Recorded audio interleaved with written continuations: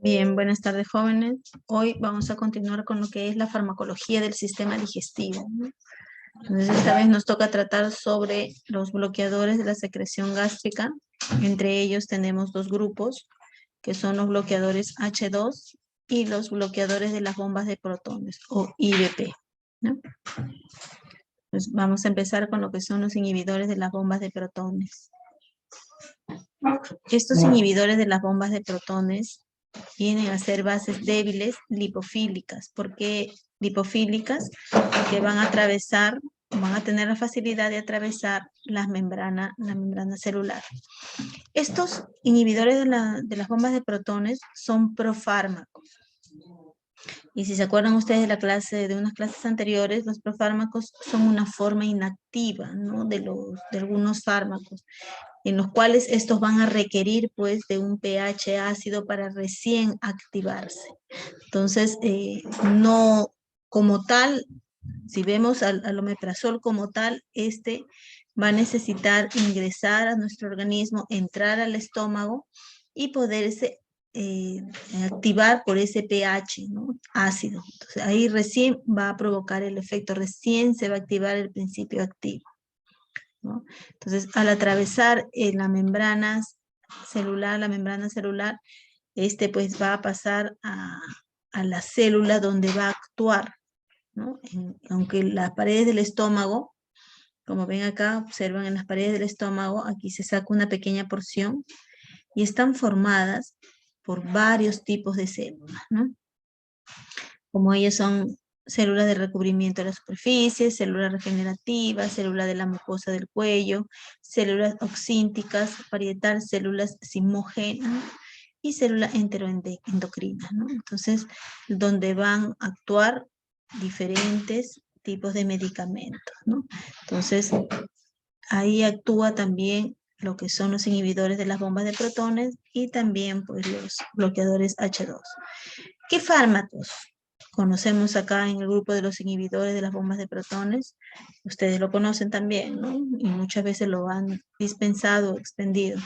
El omeprazol, el lansoprazol, el pantoprazol, el rabeprazol, el esomeprazol, entre otros. Los más usados son el omeprazol, ¿no?, y el lansoprazol, son los más conocidos, son los más comercializados.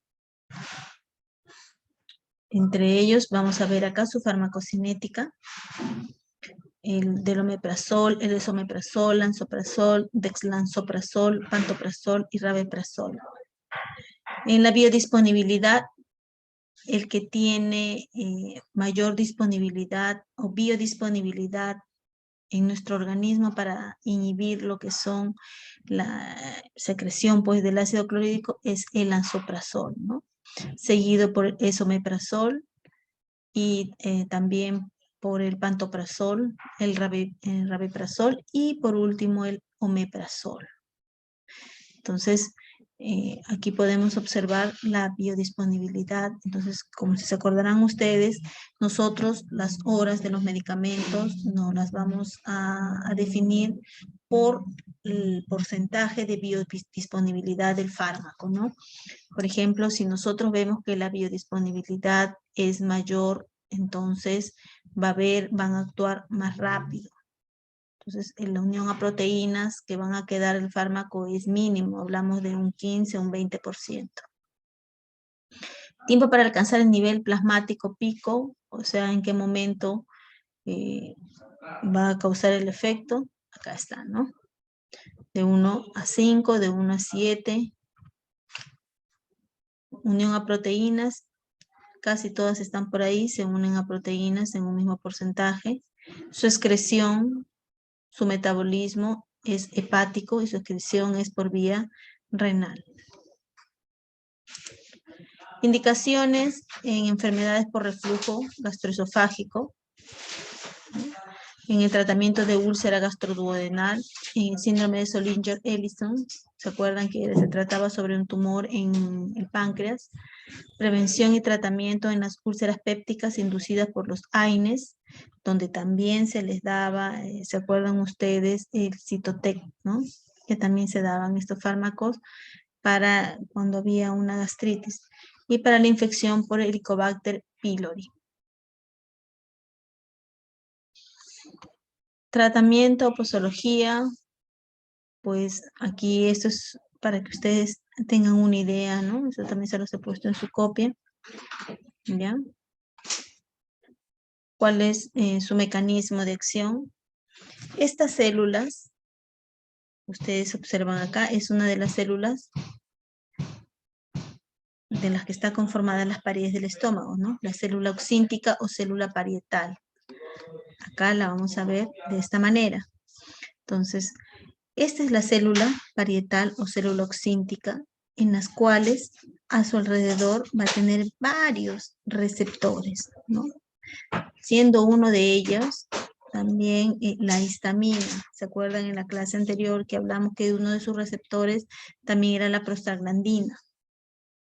¿No? Que hay, en este caso, cuando había una segregación de ácido clorhídrico por de repente tomar y podía causar una gastritis, ¿no? Entonces se podía tomar este fármaco que era el Citotec, ¿no? Entonces, ¿por qué sucedía eso? Porque estábamos tomando demasiados antiinflamatorios y nos podía causar una pequeña úlcera, una pequeña gastritis ahí, con un tratamiento obviamente largo, con AINES, ¿no? Entonces nos provocaba ese tipo de enfermedades y podíamos tomar este Citotec, ¿no? Al tomar este Citotec, inhibía los receptores de la prostaglandina y obviamente inhibía la segregación de ácido clorhídrico. Entonces, en este caso, como observamos aquí, existe una enzima, ¿no? La TPasa. Esta enzima permite el intercambio de electrolitos o de electrones, ¿no? Como el hidrógeno, salida del hidrógeno y entrada del potasio. Pero también en las células se segrega o también se elimina el cloro. De tal manera que cuando ésta actúa de una manera normal, va a eliminar el hidrógeno y va a eliminar el cloro y así estos dos se unen formando el ácido clorhídrico. ¿Ya? Entonces, adelantando al otro tema, también aquí está el receptor de la histamina, que también al unirse la histamina a este receptor va a permitir que haya una segregación de hidrógeno y también forme el ácido clorhídrico. Pero aquí en las bombas de protones van a eliminar pues mayor cantidad y mayor proporción de hidrógeno. Entonces forma el ácido clorhídrico. ¿Y qué va a pasar si nosotros tomamos un omeprazol o un lansoprazol? Este lansoprazol o un omeprazol, entre otros, va a bloquear esta enzima. Entonces, al bloquear esta enzima, ya no va a haber segregación de hidrógeno, ya no bloquea. Por lo tanto, si no hay eliminación de hidrógeno, tampoco va a haber formación de ácido clorhídrico. Entonces va a inhibirla de una forma irreversible, no es reversible, irreversible, pero también va a perjudicar pues aquí la entrada del potasio, ¿no?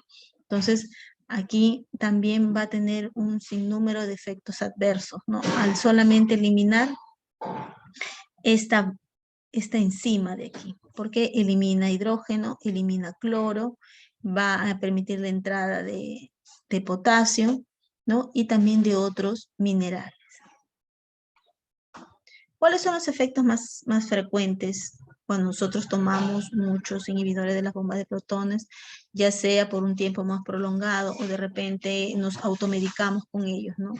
Cefalea, una diarrea, en algunas personas, en otras puede provocar estreñimiento, náuseas, flatulencias, dolor abdominal, menos frecuente, vértigo, mareo, visión borrosa, edemas periféricos, aumento de las enzimas hepáticas. Estos síntomas, estos efectos adversos de estos medicamentos son menos frecuentes cuando es en el caso de vía oral, ¿no? Pero cuando nosotros lo administramos vía endovenosa, se hacen muy frecuente lo que es la visión borrosa. Entonces es recomendable de repente cuando se administren este tipo de fármacos vía endovenosa, sean diluidos, ¿ya? Para que este efecto sea mínimo. También produce una hipergastremia por aumento de la gastrina, ¿no? Fracturas osteoporósicas porque hay una disminución de la absorción del calcio por aumento del pH gástrico. Hay un mayor riesgo de infecciones entéricas y pulmonares, ¿no? Una hipomagnesemia, hay una disminución de magnesio. También hay una disminución de lo que es o déficit de las vitaminas B12, que al no absorberse las vitaminas B12 puede provocar que haya una anemia, ¿no? Entonces y también la vitamina B12 pues actúa en el hígado, ayuda a que se reponga o se reconstituya lo que es el hígado, ¿no? Para que lo mantenga activo, porque se encarga pues de metabolizar algunos algunos fármacos, ¿no? Y lugar pues donde se realizan las reacciones químicas, ¿no? Entonces necesita estar en buenas condiciones y esto lo ayuda a la vitamina B12, pues al no haberla, imagínense el problema que puede acarrear, ¿no? Incluso también la déficit de vitamina B12 puede provocar pues Alzheimer o demencia ¿no? en algunas personas. Entonces hay que saber tomar estos medicamentos que sean mejor cuando se prescriben y no automedicarnos, ¿no? Pero generalmente se da pues a largo plazo. En este caso pueden pues interaccionar con muchos fármacos como el diazepam, el copridogel, la digoxina, ¿no? Y algunos antidepresivos. ¿Cuáles son los falsos mitos del omeprazol? Algunas personas dicen, bueno, yo tengo una mala digestión, entonces me voy a tomar el omeprazol. El omeprazol no es para mejorar la digestión, ¿no? Entonces, ¿qué hemos dicho del omeprazol? Que inhibe la segregación de ácido clorhídrico. Entonces, no tiene nada que ver para mejorar la digestión, ¿no? ¿Previene las diarreas causadas por los antibióticos? No, tampoco previene las diarreas causadas por los antibióticos porque ese no es ninguno de sus efectos. Entonces, si recordamos, habíamos hablado que uno de los efectos es que puede provocar diarreas o en algunas personas puede provocar estreñimiento, ¿no? Entonces, aquí no tiene nada que ver el omeprazol con las diarreas causadas por los antibióticos, porque cuando las diarreas son causadas por los antibióticos significa de que ahí ha habido una alteración en la flora intestinal, ¿no? Entonces, ahí el omeprazol pues no va a reconstituir ninguna flora, ¿no? Lo único que va a hacer es inhibir las bombas de protones. ¿Es un protector del estómago? No, no es ningún fármaco protector o citoprotector, ¿no? Entonces, como por ejemplo el subsalicilato de bismuto, que es un citoprotector. Entonces, ¿por qué citoprotector? Porque protege las células, ¿no? Entonces, en este caso el omeprazol no, o un inhibidor de las bombas de protones no es ningún protector del estómago, simplemente inhibe la segregación del ácido clorhídrico. Debe acompañarse siempre la toma de AINES, ¿no? Tan solo en pacientes de riesgo. Entonces, no tiene efectos adversos, sí tiene muchos efectos adversos, ya lo hemos visto, ¿no? Puede provocar una hipomagnesemia, una disminución de magnesio, una mala absorción de la vitamina B12, disminuir la absorción de calcio, también disminuye la absorción de hierro. Entonces hay que tener mucho cuidado con el uso con la automedicación de estos tipos de fármacos, ¿no? Entonces tampoco debemos tomarlo con leche ni bebidas carbonatadas porque puede alterar su absorción, ¿no? Es menos efectivo. También hay que recordar que aquí no debe de abrirse la cápsula por si acaso para tomar el medicamento, porque en otras ocasiones, bueno, dicen ustedes, ¿no? Si es para un niño, agarramos una pastillita y la partimos en mitad y se la damos, ¿no? Que eso no significa que le estén dando la mitad de la dosis, le están dando la misma concentración del medicamento, pero en menos proporción, ¿no? Entonces no van a hacer eso con un omeprazol, que lo van a abrir la cápsula y van a dar la mitad y la mitad se guarda, no, ¿no? No debe de abrirse la cápsula ni tampoco disolver el contenido en agua. porque obviamente esto va a provocar que pierda sus propiedades, ¿no? Porque sabemos que solo es activo en pH ácido, y para eso tiene las cápsulas, ¿no? Ese recubrimiento de las cápsulas, pues lo cual va a permitir que el pH de la saliva, el pH del esófago, no alteren este principio activo y solamente, bueno, pues ingrese al estómago y ahí pueda manifestar su efecto, ¿no? Entonces, eso es el error más grande de abrir el medicamento y poderlo dar, ¿no? Ahora, en cuanto a los bloqueadores H2, estos fármacos pues son más selectivos. ¿Ya se acuerdan cuando hablábamos de los antihistamínicos? Habían H1 y H2, ¿no? H3 y H4. En el caso de los H1 eran usados para enfermedades, pues, de la gripe, ¿no? Las rinorreas, ¿no? Entonces, para las alergias. Pero el H2, no, este es otro tipo de histamina que se encuentra en las células parietales, ¿ya? Son más selectivos, carecen de efecto H1, antagonistas competitivos de la histamina y son reversibles. En el caso de los inhibidores de las bombas de protones son irreversibles, ¿no? ¿Qué fármacos tenemos acá? La cimetidina, la ranitidina, la nisatidina, la famotidina. Su biodisponibilidad en un 60-70%, la ranitidina en un 39-88%, la nisatidina mayor al 70% y la famotidina de 40-45%. Su metabolismo de todas es hepático y su eliminación es renal.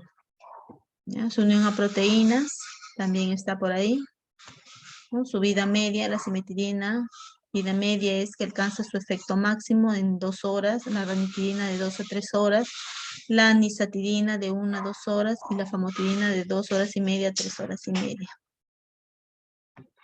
¿Cuáles son sus indicaciones? En úlceras duodenales, una esofagitis por reflujo, una hemorragia gástrica, una úlcera gástrica,